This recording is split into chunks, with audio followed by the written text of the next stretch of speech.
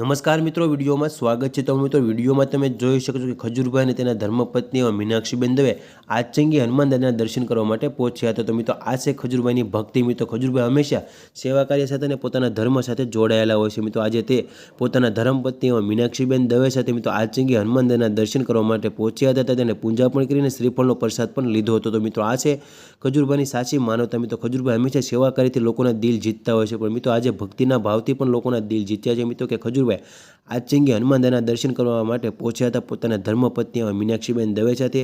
અને આ મિત્રો ખજૂરભાઈની સેવા, આ ખજૂરભાઈની ભક્તિ તમને કેવી લાગી કોમેન્ટ બોક્સમાં જરૂર બતાવજો। અને આ વિડીયો મિત્રો મેક્સિમમ વોટ્સઅપ ગ્રુપમાં શેર કરી દેજો, જેથી આખા ગુજરાતને ખબર પડે કે ખજૂરભાઈ જે મિત્રો જે સેવા કાર્યથી લોકોના દિલ જીતનાર છે, મિત્રો આજે આચંગી હનુમાન દાદાના દર્શન કરવા માટે પોતાના ધર્મપત્ની સાથે પહોંચ્યા હતા। મિત્રો, અને ખજૂરભાઈનો આ લુક તમને કેવો લાગ્યો કોમેન્ટ બોક્સમાં જરૂર બતાવજો। મિત્રો, તમે જોઈ શકો છો કે ખજૂરભાઈના ખંભે જનોય છે અને મિત્રો બ્રાહ્મણનો રૂપ ધારણ કર્યો છે। મિત્રો, ખરેખર ખજૂરભાઈ બ્રાહ્મણ પરિવારમાંથી આવે છે, પણ મિત્રો આજે આપણે જોઈ શકીએ છીએ કે બ્રાહ્મણનું રૂપ કેવું હોય। મિત્રો, તો આ છે આપણા ખજૂરભાઈ, ગુજરાતનું ઘરેણું એવા નીતિનભાઈ જાની, મિત્રો જે પોતાના ધર્મપત્ની સાથે આપણે ઘણા દિવસ બાદ જોવા મળ્યા હતા।